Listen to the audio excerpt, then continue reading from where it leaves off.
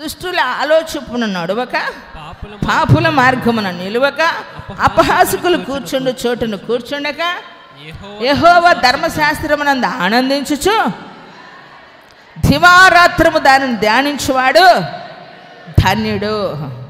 అతడు నీటి కాలువన యోరను నాటబడిన వాడే ఆకువాడక తన కాలమందు ఫలమిచ్చు చెట్టు వలె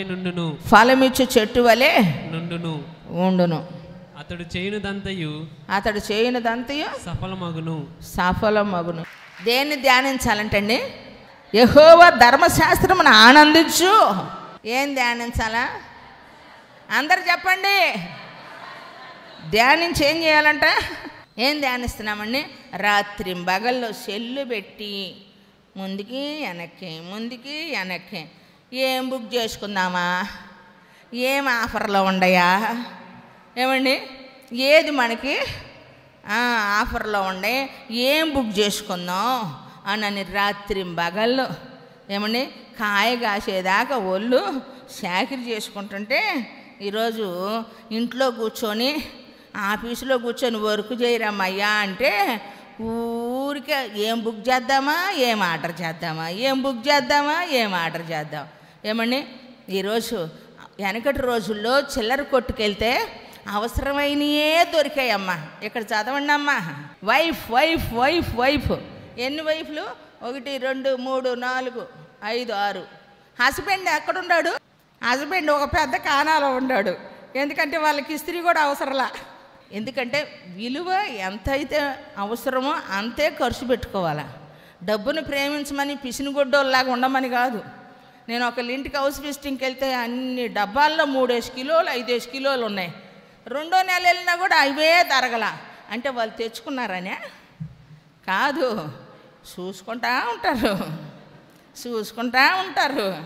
తరగో తినరు పాపం. వాళ్ళు ఒకటి ఫాలో అవుతూ ఉంటారు. ఆశపడతాడు కానీ ఏమి దొరకదంట. ఏమని తెచ్చుకుంటారు, తినరు. మనం ఆ కోపు చెందకూడదమ్మా. ఉండదానిలో మనకి కలిగిన దానిలో మనకు రాబడి అంత పోబడి అంత ఖర్చు చేసుకోవాలి. వచ్చేది కూడా చూసుకుంటే జీవితంలో ఏమవుతామంటే అక్కడ ఉంది, అతడు చేయనదంతయు. మరి అకౌంట్లో డబ్బులు పడుతున్నాయి. 5వ తారీఖు వస్తే డబ్బులు ఉండట్లా, 25వ తారీఖు వస్తే మళ్ళీ అప్పే మొదలు.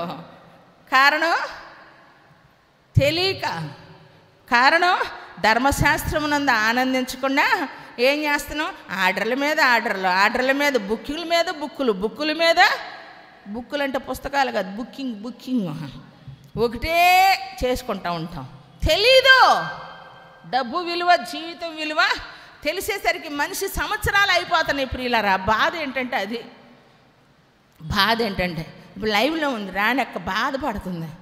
అమ్మా ఆమె ఎంత భక్తి పరురాలు, ప్రార్థనా పరురాలు, మంచి విశ్వాసి, సేవకుల్ని వెంబడిచ్చింది. కానీ పరిస్థితులు కొన్ని ఏం చేసినాయి, ఆమెను కుదిపేసి ఇప్పుడు చెప్తుంది, నా కాళ్ళు బాగున్నప్పుడు మందిరానికి రాలేకపోయాను, ఎన్ని సాకులు చెప్పాను, ఆ ఫంక్షన్ ఉంది, ఈ ఊరు వెళ్ళాలి, ఆ ఊరు వెళ్ళాలని.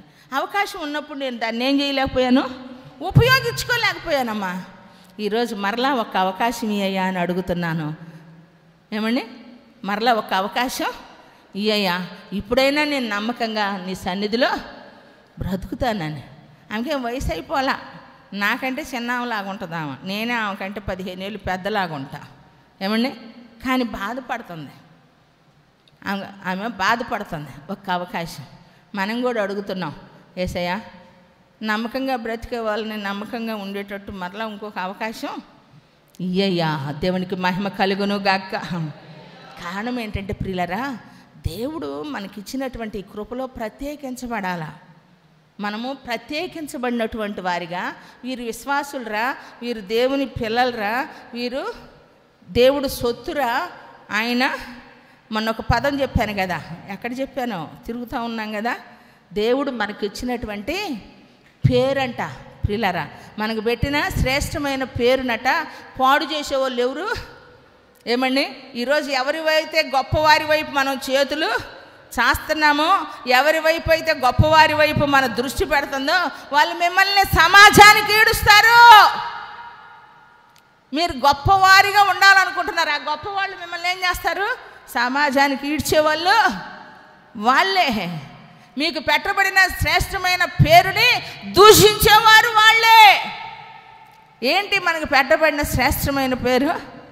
ఏమండి, ఈరోజు ఒక బైక్ కొనుక్కుంటే, ఒక కారు కొనుక్కుంటే, ఒక వస్తువు కొనుక్కుంటే, ఒక ఇల్లు కట్టుకుంటే గాడ్స్ గిఫ్ట్ అని పెట్టుకోలేం. ఈడెవడో క్రిస్టియన్ అనుకుంటారని చెప్పి బయట సమాజానికి తక్కువైపోతాం. ఏమండి, కులం తక్కువ పుట్టడం మనం చేసిన పాపమా? పేదోడుగా పుట్టడం మనం చేసుకున్న పాపమా? కాదు. దేవుడు మనల్ని పుట్టించాడు, జన్మతః ఆయన ఇష్టం ఒకరినొకరు ఒక్కొక్కరిని ఒక్కొక్క రకంగా పెట్టుకోవటం. ఏమండి, అవి మనం చేసుకున్న చేష్టలను బట్టి మన వెనక తరం వారు ఆలోచించిన ధోరణిలో వచ్చిన లోపాలే శాపాలై మన జీవితాన్ని ఏం చేస్తున్నాయి? దుర్భరమైన పరిస్థితికి దారి తీస్తూ ఉన్నాయి. కాబట్టి దేవుడు మనకు పెట్టిన శ్రేష్టమైనటువంటి పేరుని వాళ్ళు దూషించేవారు. ఎవరండి? గొప్పవారు. వారు రాజీ పడలేరండి వచ్చి దేవుణ్ణి ఆరాధించడానికి, దేవుణ్ణి నమ్ముకోవటానికి. వాళ్ళకి అహమడ్డం వచ్చేసిద్ది. కానీ ఈరోజు ఏదో ఒక కారణాన్ని బట్టో, మన పుట్టుక లోపమో, మన పరిస్థితుల లోపమో, మన జీవిత విధానంలో ఎదురైన సమస్యల కారణంగానో యేసుక్రీస్తు దగ్గరికి వచ్చి ఆయన స్వరక్తం చేత కడగబడినటువంటి వారమై ఆయన ఇచ్చినటువంటి రక్షణ పొందుకొని ఆయన శ్రేష్టమైన నామం మనకు పెట్టాడు. ఆయన కుమారులు మగుటకు కొట్టు చాబట్లు గట్టి కొట్టు. ఆయన కుమార్తెలుగా బ్రతకటానికి దేవుడు మన జీవితాల్లో ఇచ్చిన గొప్ప కృప, శ్రేష్టమైన నామాన్ని పెట్టాడు. ఏమండి, దాన్ని బట్టి మనం అతిశయించాలి. దాన్ని బట్టి దేవుణ్ణి మనము స్తుతించాలి ప్రియులారా, ఉన్నతమైన దేవుని కృపను బట్టి. అందుకే ఏది చేసినా మనము దేవుని మహిమగా చేయాలి. రాత్రి దేవుని మందిరంలో ఉంటే సమూయేలుతో మాట్లాడినట్టు మాట్లాడయ్యా అని పిల్లల కోసం నేను, ఏమండి అక్క మీరు ఉపవాసాలు ఉండి, ఏమండి కడుపు కాల్చుకొని గుచ్చుకుంటూ ఉంటుంది. అప్పుడప్పుడు గ్యాస్ ఫామ్ అయిపోయి వాటర్ తాగాలన్న ఆలోచన రాదు కదా.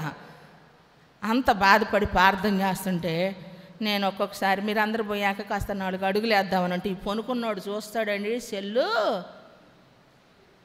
నేను అటు ఇటు ఇంత గ్యాప్లో నేను నడిస్తే 4 రౌండ్లు వేసినా చూడ్డం. ఆడు సెల్లే ఆడు చూస్తాడు. ఏమండి, నన్ను చూడడం ఇంత లావు మనిషిని. కారణం ఏంటంటే గుడ్లు నిలబడిపోయినాయి. చూడరు. సమూయేలుని దర్శించినట్టు దర్శించయ్యా, బిడ్డల జీవితాలని సరిచేయ్యా నేను ప్రార్థన చేస్తుంటే వీళ్ళు దర్శనం చేసుకుంటున్నారు.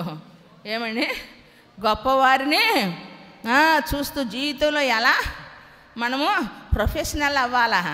ఏమండి, ప్రొఫెషనల్ అయ్యే ప్రతి ఒక్కడు ప్లాట్ఫామ్ దగ్గర నుంచి రావాలా. కొట్టు గట్టి కొట్టు. అడగకపోతే అమ్మైనా పెట్టదండి. దేవుడు కూడా అన్నాడు మనకు అడగటానికి అర్హత లేని వాళ్ళం కాబట్టి ఇప్పుడు మీకు అడగటానికి అర్హతలు ఇచ్చానురా బాబా అని మొట్టమొదట వాగ్దానం ఇచ్చాడు. అడుగుడి మీకు ఇవ్వబడును. కొట్టు గట్టి కొట్టు. అడగాల్సిన ఆయన దగ్గరికి వచ్చి ఒక తండ్రి తన కొడుకు చెబుతున్నాడు, నానా జీవితంలో నువ్వు సెటిల్ అయ్యావంటే ఏమిటి? ఎవరైనా చెప్పండి సెటిల్ అయ్యాడు. మా అబ్బాయి ఒక ఇల్లు కట్టుకున్నాడమ్మా, పెళ్ళి అయిందమ్మా, పెళ్ళానికి తగ్గట్టు పిల్లలు కూడా బాగా పుట్టారు, ఇల్లు కట్టుకున్నాడు, పెళ్ళాం బాగుంది, పిల్లలు బాగున్నారు, సెటిల్డ్, జాబు బాగుంది. తండ్రి చెబుతున్నాడు సెటిల్ అయ్యావు అని అంటే నానా జీవితంలో ఇల్లు కాదు నానా, ఉద్యోగం కాదు నానా, పిల్లలు కాదు నానా, ఏమని నీకు ఎంత ఉందని కాదు, జీవితంలో నువ్వు సెటిల్ అయ్యావు అని అంటే ఎదుటోడి దగ్గర నువ్వు చెయ్యి సాపకూడదు. కొట్టు గట్టిగా. అది సెటిల్ అవ్వటం అంటే. ఏమండి, ఎంత ఉన్నా చెయ్యి జాపితే ఏముందండి? ఏం లాభం లేదు. ఏ కార్డులు చాలు ఒక్కొక్కరికే. ఏమండి, మనకి ఒకే ఒక కార్డు ఏటీఎం. ఏంటండి కాదులే, ఏటీఎం కేసు అంటే ఎత్తాయి డబ్బులు, దానికి నెంబర్ ఉంటుంది కదా, కోడు 333. ఎంతమందికి తెలుసు 333? ఎంతమందికి తెలుసు? ఏంటది? నాకు మొరపెట్టుము నీకు ఉత్తరం ఇస్తా. మనం ఎవరికి మొరపెట్టుకుంటున్నాం? ఎవరికి మొరపెట్టుకుంటున్నాం అండి? ఎవరి వల్ల మనకి హెల్ప్ జరిగిద్దో వాళ్ళకి మన గోడు చెప్పుకుంటాం. వాళ్ళ హృదయాలు కరగాలన్నా, అమ్మ బాబు మనకి ఏదన్నా ఇవ్వాలన్నా, ఆఫీసర్ ప్రమోషన్ ఇవ్వాలన్నా, ఎదుటోళ్ళు మనం చూసి బాధ అర్థం చేసుకోవాలన్నా ఏమండి మొట్టమొదట ఎవరికి మొరపెట్టాలా? ఆయన చెప్పాడు, నాకు మొరపెట్టు, నేను నీకు. మరి ఈ కార్డు ఉండదు, అన్ని కార్డులు ఉంటాయి మన దగ్గర. ఏమ్మా, అన్ని కార్డులు ఉంటాయి. ఈ కార్డు మాత్రం మనము ఏముందిలే ఈ కార్డు, కానీ అది పెడితేనే ఏటీఎంలో డబ్బులు పోతాయి, నీ కార్డులో డబ్బులు కూడా పోతాయి. కానీ 333 కార్డులో డబ్బులు పోయే ఛాన్సే లేదు. కొట్టు చంపట్లే గట్టిగా, పోయే ఛాన్స్ లేదు. ఎందుకంటే సముద్రంలో నీళ్ళు ఇంకిపోయినా నీటి కాలువ ఎవరైనా నాటబడితే ఏమండి, ఏ చెట్టు అయితే నీటి కాలువ ఎవరైనా నాటబడిద్దో, కాలువలో నీళ్ళు ఇంకిపోయినా ఆ నీళ్ళ ఇంకిపోయినటువంటి ఆ నేలలో ఉన్నటువంటి చెమ్మ ఏం చేసిద్దో తెలుసా? ఈ చెట్టు పీల్చుకొని తగిన కాలమందు ఫలం ఇచ్చిద్దంట. కొట్టు చాపట్ల గట్టిగా.